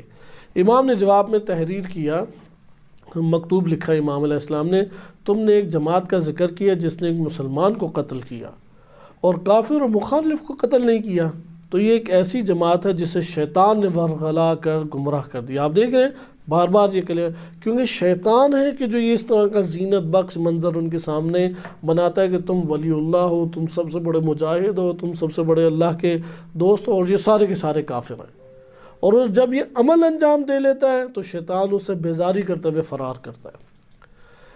اچھا، یہ لوگ ان لوگوں کی طرح بن گئے جو اپنے ذام میں یہ سمجھتے ہیں کہ کہیں کوئی فتنہ پیدا نہ ہو جائے، اور خود اس فتنے میں اندھے اور بہرے بن چکے ہیں۔ تو ان کی باتیں بھی سن لو اور ان کے اعمال بھی دیکھ لو، قیامت کے روز ان کے اعمال کا ان کے اوپر حال کھل جائے گا۔ تم اپنے عمل پہ ثابت قدم رہو اور اپنے خراج پیش کرتے رہو، اس صورت میں تم اطاعت پر قائم رہو گے۔ والسلام۔ آپ امام کے مکتوبات دیکھیں، آپ کو بار بار یہ مدح نظر آئے گی اپنے صحابی کی یا اپنے عامل کی کہ تم نے اطاعت کا حق ادا کیا، تم اطاعت کی پر قائم ہو، کیونکہ اطاعت کے اندر کامیابی کا راز ہے۔ اس لیے اطاعت بدون معرفت نہیں ہو سکتی، وہ جانے گا تو اطاعت کرے گا، لہذا اطاعت کو اختیار کرنا چاہیے۔ پھر امام نے فوراً زیاد بن خصفہ کو خط لکھا، مکتوب لکھا، اور عبداللہ بن وائل ایک جوان ہے، یہ بھی بڑا خوبصورت جوان ہے، اس کا آپ بیان سنیں، اس جوان کی باتیں، اور اس سے اندازہ لگائیں کہ یہ ولولہ آج بھی اپنے امام زمانہ علیہ السلام کے لیے ہمارے درمیان ہونا چاہیے۔ امام علیہ السلام کی بارگاہ میں عبداللہ بن وائل ایک جوان تھا، تازہ جوان، کہ تاریخ میں وارد ہوا ہے کہ حدثن کہتے ہیں کہ 14-15 سال کا یا 17-18 سال، ٹین ایجر ایک اصطلاح جسے مراہق کہا جاتا ہے عربی زبان میں، کہ 12-13 سال سے لے کے 18 کے درمیان اس شخص کی عمر تھی، لیکن دیکھیں مکتوب لے کے جا رہا ہے امام کا۔ زیاد بن خصفہ جیسے جو پیچھے، یعنی آپ یہ کہہ لیں کہ آپریشن کمانڈر ہیں ان امام علی علیہ السلام کے ایک دستے کے، اور یہ دستہ ان دہشت گردوں کو پکڑنے کے لیے نکلا ہے۔ تو کہتے ہیں کہ اس وقت بالکل جوان تھا۔ خط میں کیا تحریر امام نے کیا خود بتایا، عبداللہ بن وائل بتاتے ہیں امام نے یہ خط میں تحریر کیا تھا کہ میں نے تمہیں یہ حکم دیا تھا کہ جب تک تمہارے پاس میرا حکم نہ پہنچے تم نے دائرے ابی موسیٰ میں ٹھہرے رہنا ہے، اور میں نے یہ حکم اس لیے دیا تھا کہ تمہیں معلوم ہو جائے کہ لشکر کس جانب سے کوچ کرنا چاہیے۔ مجھے ابھی یہ معلوم ہوا ہے کہ یہ لوگ نضر نامی گاؤں کی جانب گئے ہیں، تم ان کے پیچھے جاؤ، ان سے سوال کرو، کیونکہ ان لوگوں نے اہل سواد میں سے، اہل سواد یعنی وہی جو بھرا ہوا جنگلوں کا اور فصلوں کا علاقہ ہے، تو اہل سواد میں سے شخص کو نماز پڑھتے ہوئے قتل کر دیا۔ جب تم ان کے پاس پہنچ جاؤ تو میرے پاس واپس لانے کی کوشش کرو، یعنی انہیں پکڑ کے لاؤ۔ امام علیہ السلام واقعاً امام الرحمہ ہے، بہت نرم دل اور رحیم تھے، تو انہوں نے ہمیشہ یہ پیشکش کی یہ پکڑ کے لے کے آؤ میرے پاس۔ پھر کہا کہ اگر یہ انکار کر دیں تو ان سے مقابلہ کرو، اور ان کے مقابلے میں اللہ سے مدد طلب کرنا، کیونکہ ان لوگوں نے حق کو ترک کر دیا اور حرام خون بہایا ہے اور راہوں کو پرخطر بنا دیا ہے۔ والسلام، یعنی تمام راستے خطرے میں ڈال دیے کہ جہاں پہ بھی بندہ ملے اب انہوں نے قتل کر دینا۔ آپ دیکھیں گے دہشت گردی کی نوعیت کیا ہے، چونکہ امام علی علیہ السلام کا نام لیتا ہے، ان کی تعریف کرتا ہے، واجب القتل ہے۔ آج کے دور میں بھی یہ ناسبیت موجود ہے اور اہل سنت کی صفوں میں بڑی شدت کے ساتھ موجود ہے۔ یہ عبداللہ بن وائل کہتے ہیں کہ یہ خط لے کے میں چلا، لیکن کچھ دور آگے جا کے واپس آ گیا۔ اب اس کا جذبہ جوش و جذبہ جہاد دیکھیں، کیونکہ جوانی ہے بڑے کاموں والی، جوانی ہے کہ اپنے آپ کو خطرات سے دوچار کرنے والی، خطرات میں ڈالنے والی، لیکن راہ حق پر۔ جیسے کہ نبی صلی اللہ علیہ وسلم کا بھی واقعہ ہے کہ ایک جوان آیا، کہا کہ یا رسول اللہ میں انی راغب الی الجہاد نشیط، بہت مجھے دلچسپی ہے، یعنی عاشق جہاد ہوں میں، تو جہاد کا مجھے حکم دیجیے کہ مجھے اجازت دے دیں۔ تو نبی صلی اللہ علیہ وسلم نے اسے نصیحت کی، کیونکہ جس کی جہاد کے لیے اپنے آپ کو پیش کر رہا ہے اس سے ظلم و ستم آرام سے صادر ہو سکتا ہے۔ وہ حملے کا اگلی کے اوپر تصور کر کے عزم اور ارادہ کر کے بیٹھا ہے۔ فرمایا دیکھو جہاد کرنا ہے تو اللہ کی راہ میں جہاد کرو تاکہ اس کے ثواب کو پا سکو۔ اگر تم قتل کر دیے جاؤ تو اللہ کے نزدیک زندہ ہو، مر جاؤ تو کثیر اللہ کے پاس تم نے اجر لیا، اللہ کے اوپر اس کا اجر باقی ہے، اور اگر زندہ واپس آ جاؤ تو اس طرح سے تم واپس لوٹے ہو کہ گویا ماں کے پیٹ سے ابھی پیدا ہوئے، تمام گناہ تمہارے دھل جائیں گے۔ ادھر بھی امیر المومنین علیہ السلام کے اب یہ جو شخص عبداللہ بن وائل کے تاریخ میں کوئی اس کا اور تذکرہ نہیں ہے، تبری میں ہے اور اسی طرح تاریخ میں ہے، کون شخص تھا، کون جوان تھا، کہاں سے تھا، بالکل خاموش، لیکن اس کے کردار کو تاریخ نے بیان کیا۔ لہذا ایک جوان کو یہ کردار اپنے وجود میں آئیڈیل بنانا چاہیے۔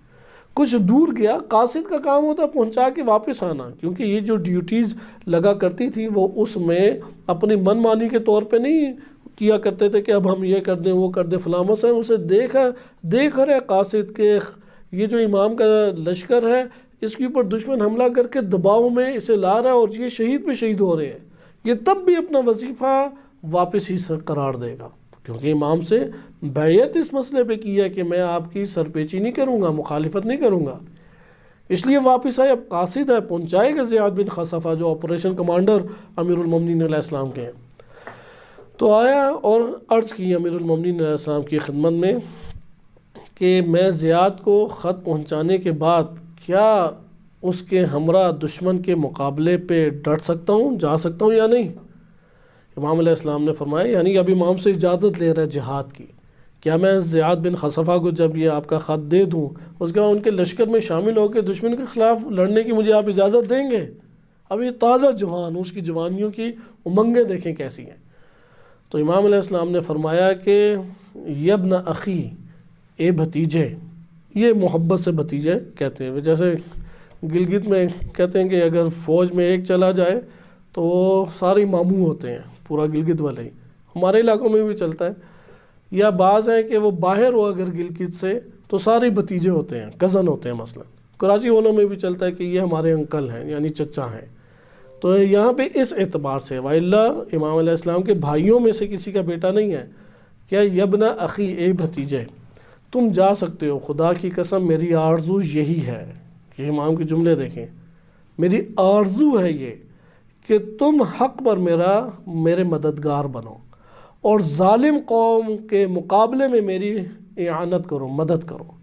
یعنی آرزو امیر المومنین جوانوں سے کیا ہے کہ میری آرزو یہ ہے کہ حق پر میرے ساتھ تم ڈٹے رہو، میرے مددگار ہو، اور ظالم قوم تمہیں دکھائی دے تو ظالم قوم کے خلاف میری تم جا کے مدد کرو، میری تو آرزو یہ ہے۔ تو خود یہ کہتے ہیں عبداللہ بن وائل، میں نے عرض کیا کہ قسم بخدا اے امیر المومنین میں ایسا ہی نکلوں گا اور آپ کی توقعات کے اوپر پورا اتروں گا۔ اور عبداللہ ابن وائل کہتے ہیں کہ میں نے زندگی میں جو امام کے یہ کلمات میں نے سنے، اس سے بہتر ٹھنڈک دل میں کسی نے پیدا نہیں کی۔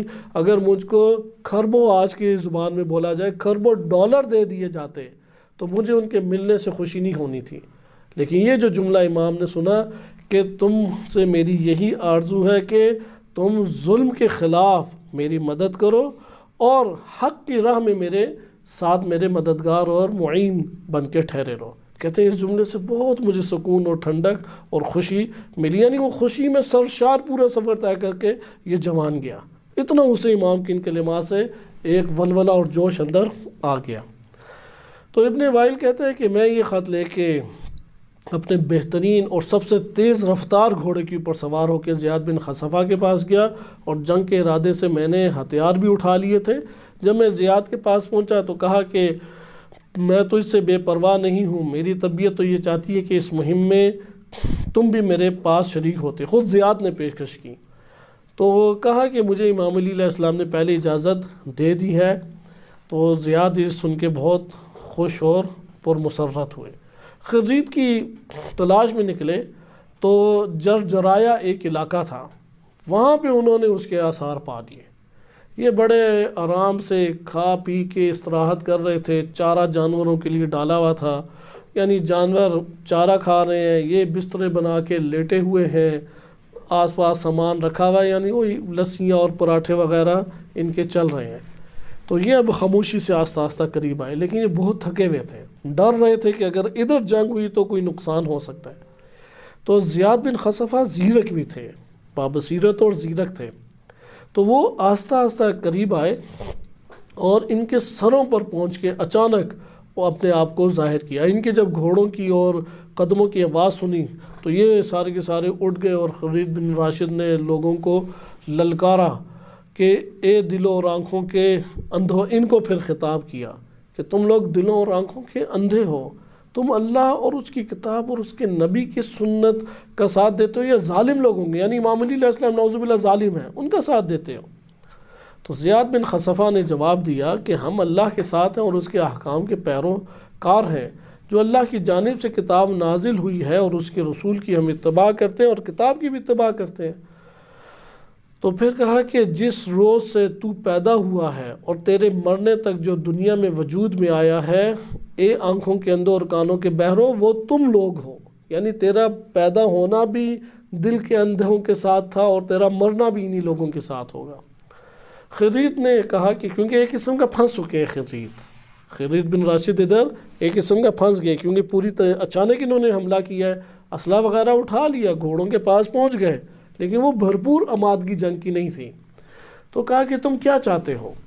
تو زیاد ایک تجربہ کار شخص تھے، تو جواب دیا کہ جو بھوک اور آفت ہم پر نازل ہوئی ہے تم نے انہیں دیکھ ہی لیا ہے، تو بہتر ہے کہ ہم ایک دوسرے سے آمنے سامنے گفتگو کریں بہتر طور پہ۔ خرید نہیں پہچان چکا کہ اب یہ کیا کہنا چاہ رہے، صرف گفتگو ہم کریں پھر دیکھتے ہیں کہ کہاں معاملہ پہنچتا ہے۔ تو انہوں نے کہا ٹھیک ہے، ہم کر لیتے ہیں گفتگو۔ تو انہوں نے ایک سائڈ پہ سارا پڑاؤ کیا، تھکاوٹ آئے، پیٹ بھر کے کھانا کھایا، پانی شانی دریا سے پیا اور تازہ دم ہو گئے۔ تو تب خرید کے بندوں نے کہا کہ تم نے کیا کیا، ان لوگوں کو تازہ دم ہونے کا موقع دے دیا۔ بہرحال بات چیت ہوئی، کیونکہ آگے ہم گزار دیتے ہیں اس مسئلے کو کہ خرید کی جو بات چیت ہوئی تو یہ پہلے 5 بندوں کو لے کے گئے، اور پہلے ہی کہہ دیا تھا زیاد بن خصفہ نے کہ میں 5 بندوں کو لے کے جا رہا ہوں، اشارہ کروں تو اچانک حملہ کرنا ہے، پیچھے پوری فوج کو تیار بٹھایا ہوا تھا۔ تو خرید جو ہے اس نے کہا ان 5 کو کیوں لے کے آتے ہو؟ تو کہا تم بھی اپنے 5 لے آؤ۔ تو دونوں طرف سے 5 بندوں کے ساتھ یہ آ کے بیٹھے۔ تو زیاد بن خرید نے سوال کیا تم نے امیر المومنین علیہ السلام میں ایسی کیا خامیاں دیکھی ہیں جو ان کا ساتھ چھوڑ دیا؟ تو کہا کہ میں تمہارے امیر اور تم لوگوں کی سیرت سے خوش نہیں ہوں، اس لیے میں نے تمہارا ساتھ چھوڑ دیا، ان لوگوں کے ساتھ شامل ہو گیا ہوں کہ لوگوں کے مشورے سے کوئی خلیفہ مقرر ہونا چاہیے۔ جب تم امت ایک شخص واحد پہ جمع ہو جاؤ تو میں بھی لوگوں کے ساتھ شامل ہو جاؤں گا، اس لیے تم مجھے آزاد چھوڑ دو۔ تو زیاد نے کہا افسوس، کیا امت کسی ایسے شخص کو متفقہ طور پہ خلیفہ بنا سکتی ہے جو درجے میں تیرے امیر کے برابر ہو جسے تو نے چھوڑ دیا؟ یعنی امام علی علیہ السلام کے برابر امت کا کوئی فرد لا سکتے ہو جو امام سے بہتر ہو؟ تو علم خداوندی یعنی اللہ کی کتاب، علم خداوندی کتاب، اللہ کی کتاب کا علم، سنت رسول کا علم جو امام علی علیہ السلام کے پاس ہے ان کے برابر کا کس کے پاس ہے؟ اور پھر قرابت داری اور اسلام میں سبقت بھی حاصل ہے۔ تو خرید نے کہا کہ میں بحث نہیں کرتا، جو میں نے کہنا تھا وہ کہہ دیا۔ پھر زیاد نے کہا مسلمان کو کیوں قتل کیا تم نے؟ اس نے کہا میں نے نہیں قتل کیا، میری جماعت کے کچھ افراد نے کیا۔ کہا کہ پھر قاتلوں کو ہمارے حوالے کر دو۔ کہا کہ مجھے ان کا پتہ ہی نہیں ہے، اختیار ہی نہیں ہے۔ تو زیاد بن خصفہ نے کہا کہ یہ کیسے ہو سکتا ہے کہ سارے کرنے والے تمہاری آنکھوں کے سامنے ہیں اور تمہیں پتہ ہی نہیں ہے کہ کون ہے؟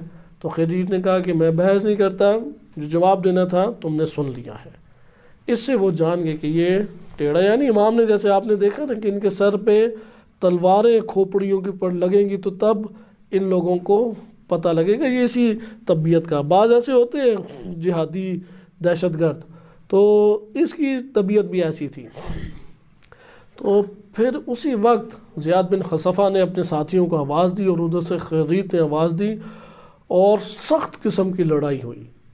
اور راوی کہتا ہے کہ میں نے اپنی زندگی میں اتنی شدید لڑائی کبھی نہیں دیکھی۔ پہلے نیزے استعمال کیے تو نیزے ٹوٹ گئیں، ان کی نوکیں ٹوٹ گئیں، پھر تلواریں کھینچ لی، تلواریں ٹیڑھی ہو گئیں، ان کے گھوڑے زخمی ہو گئے، بندے زخمی ہو گئے طرفین کے، یہاں تک کہ پھر شام ہو گئی۔ شام کے اندھیروں کی وجہ سے رات جب چھا گئی تو دونوں علیحدہ ہوئے، 5 بندے ان کے مارے گئے اور 2 ادھر شہید ہو گئے امیر المومنین علیہ السلام کے بندے، جن میں ایک کا نام سوید تھا، کہ یہ 2 افراد شہید ہو گئے امیر المومنین کے، وافد بن بکر، یہ 2 بندے، یہ جوان ایک لڑکا تھا جو شہید ہوا، اور ان کے بندے 5 شہید مارے گئے۔ اب رات کے اندھیرے میں یہ لوگ چاہ رہے تھے کہ اندھیرا چھٹے تو جلد ان کو قابو کریں، وہ اندھیرے سے فرار کر کے بھاگ نکلے، اور یہ لوگ زیادہ پیچھا نہیں کر سکے اور فرار کر کے اب کسی اور علاقے میں پہنچ گئے، اور اہواز کی طرف انہوں نے کیا، جیسے یہ ایران کا ہی علاقہ، کیونکہ بنی ناجیہ، اہواز، اور یہ آپ کہہ لیں کہ موجودہ اگر نقشہ دیکھیں اہواز اور کویت کے درمیان یہ قبیلہ آباد تھا۔ تو خرید جو ہے اپنا لشکر لے کے یہاں سے فرار ہو گیا۔ زیاد نے امام علی علیہ السلام کو پھر خط لکھا اور کہا کہ اللہ کے دشمن بنو ناجیہ سے ہماری مزار کے علاقے میں ملاقات ہوئی، ہم نے انہیں ہدایت اور کلمہ حق کی دعوت دی اور انہیں جماعت کے اتحاد پر توجہ دلائی، اور لیکن انہوں نے حق کو قبول نہیں کیا اور گناہ کے ذریعے عزت حاصل کرنے کو بہتر تصور کیا۔ شیطان نے ان کے اعمال کو ان کے لیے اچھا بنا کر دکھایا، اس طرح انہیں راہ حق سے روکا اور انہوں نے ہمارا مقابلہ کیا۔ ہم بھی ان کی گھات میں تھے۔ سورج ڈھلنے کے بعد ظہر کے وقت ہماری اور ان کی شدید ترین جنگ ہوئی، اور ہم میں سے 2 نیک آدمی شہید ہو گئے اور دشمن کے 5 بندے مارے گئے۔ جب جنگ بند ہوئی تو ہمارے اور ان کے لاتعداد لوگ زخمی ہو چکے تھے۔ جب رات ہوئی تو دشمن اہواز کی جانب فرار کر گئے۔ ہم بصرہ پہنچے تو ہمیں معلوم ہوا دشمن اہواز کی جانب میں قیام پذیر ہے۔ ہم بصرہ میں زخمیوں کی مرہم پٹی میں مشغول ہیں اور آپ کے حکم کے منتظر ہیں۔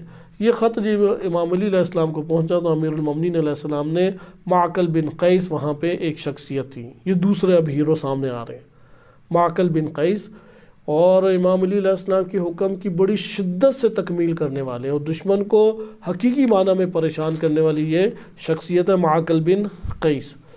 تو انہوں نے کھڑا ہو کے فوراً کہا، ادھر بھی آپ نے دیکھا خود پیشکش کی ہے امام میں چاہتا ہوں، تو کہا اے امیر المومنین، اللہ تعالیٰ آپ کی بہتری فرمائے، جن لوگوں کی تلاش میں آپ نے یہ دستہ روانہ کیا، کم از کم ان لوگوں کے مقابلے میں 10 گنا بڑا لشکر تیار کرے، یعنی بڑا لشکر تیار کرے تاکہ آرام سے پکڑے جائیں۔ برابر لشکر میں تو یہ مقابلہ کریں گے اور ان کو جو ہے قابو کرنا مشکل ہو جائے گا۔ امیر المومنین علیہ السلام نے خود معقل کو کہا کہ تم مقابلہ کرنے کے لیے نکل کھڑے ہو، اور کوفہ کے 2000 بندے لے کے چل پڑے۔ معقل بن قیس اب 2000 یہاں سے ہیں 300 کے قریب اور 2000 کا لشکر، اور ابن عباس کو لکھا جو بصرہ کے حاکم تھے کہ ایک بہادر، شجاع اور تجربہ کار جو جنگی فنون کا ماہر ہو، یعنی آج کے دور میں آپ کہہ لیں کہ کمانڈر ہو جو جنگ کے تمام حربوں کو جانتا ہے اور نیکی میں بھی معروف ہو تاکہ ظلم نہ کرے، اس کے ساتھ 2000 لشکر تم بھی بھیج دو اور حکم دو کہ معقل کے لشکر کے ساتھ مل جائے۔ جب یہ شخص بصراوی امام علی علیہ السلام کا ابن عباس کو خط، عبداللہ ابن عباس رضی اللہ عنہ حاکم تھے، وزیر اعلیٰ تھے بصرہ کے، تو جب یہ شخص بصرہ کے علاقے میں رہے گا تو اپنے فوج کا امیر ہوگا، یعنی تم جسے بھیجو گے وہ اپنی فوج کا امیر ہوگا جب تک بصرہ پہ ہے، لیکن جب معقل بن قیس کے ساتھ پہنچ جائے گا تو ہر 2 لشکروں کا امیر کون ہوگا؟ معقل بن قیس۔ اس سے آپ اندازہ لگائیں کہ کتنا اعتماد تھا امیر المومنین علیہ السلام کو۔ پھر امام فرماتے ہیں اس شخص پر، یعنی جس کو تم انتخاب کر کے 2000 افراد کے ساتھ بھیجو گے، ان پر لازم ہے کہ وہ معقل کی بات کو سنیں، فَلْيَسْمَعْ مِنْهُ، عربی کے الفاظ ہیں، وَلْيُطِعْ، اور اس کے اوپر واجب ہے کہ اس کی اطاعت بھی کرے اور کسی بات میں اس کی مخالفت نہ کرے۔ زیاد بن خصفہ کو حکم دو کہ وہ اپنے ساتھیوں کو لے کے میرے پاس آ جائے۔ زیاد بن خصفہ ایک نیک آدمی ہے اور اس کے مقدول بھی اچھے افراد ہیں۔ پھر امیر المومنین علیہ السلام نے زیاد بن خصفہ کو خط لکھا اور کہا کہ تمہارا خط مجھے موصول ہوا ہے، تم نے ناجی اور اس کے ساتھیوں کے بارے میں جو تحریر کیا ہے، اللہ تعالیٰ نے ان کے دلوں کی پر مہر لگا دی اور شیطان ان کے اعمال ان کے سامنے مزین کر کے پیش کرتا رہا، وہ اس میں اندھے ہو چکے ہیں اور پھر یہ خیال کرتے ہیں کوئی بہتر کام کریں۔ قرآن کریم کی آیت ہے کہ وہ لوگ ساری عمر، یعنی اکثر سب سے بدترین خسارے کا سودا کرنے والے افراد کون ہیں؟ جو اپنے طور پہ اعمال انجام دیتے رہے اور یہ سمجھتے رہے یہ سب سے بہترین تھے، جبکہ وہ بہترین اعمال نہیں تھے۔ تو پھر امام فرماتے ہیں تم نے جو خریت اور اس کے ساتھیوں کا حال بیان کیا وہ تجھے معلوم ہے تیری اور تیرے ساتھیوں کی کوشش اللہ کے لیے تھی۔ یعنی یہ امام کی دیکھیں کہ کس طریقے سے ایک ثقافت ہے، اللہ کے لیے تمہاری اور تمہارے ساتھیوں کی کوشش تھی، اور جو اللہ کے پاس اور اس کا بدلہ بھی اللہ ہی دے گا، کیونکہ تمہارے پاس جو کچھ بھی ہے وہ سب ختم ہو جائے گا، اور جو اللہ کے پاس ہے وہ باقی رہنے والا ہے۔ اور ہم ان لوگوں سے جو صبر سے کام لیتے ہیں ان کے اچھے اعمال کی بہترین جزا دیں گے۔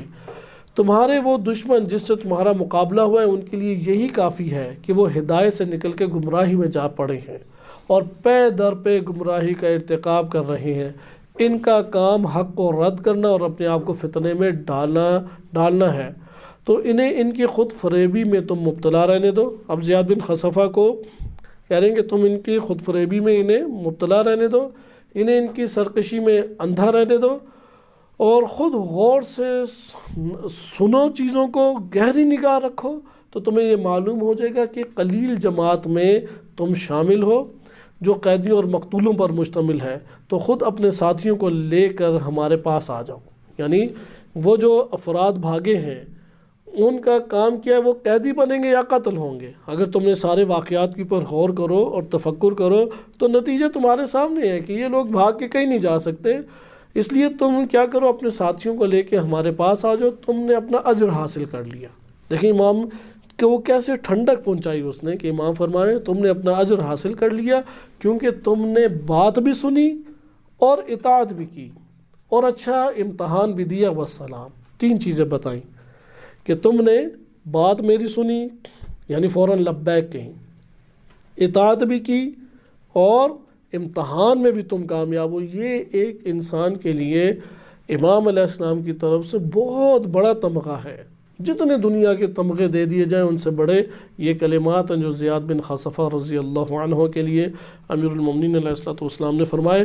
اس کے بعد کا جو واقعہ ہے وہ ہے معقل بن قیس، کیونکہ زیاد بن خصفہ وہ اپنے ساتھیوں کے ساتھ واپس آ گئے اور اب اگلا لشکر پہنچ رہا ہے معقل بن قیس رضی اللہ عنہ کو، کہ انشاءاللہ تعالی اس کا بیان اب ہم اگلے درس میں ملاحظہ کریں گے۔ صلی اللہ علی سیدنا محمد وآلہ الطاہرین۔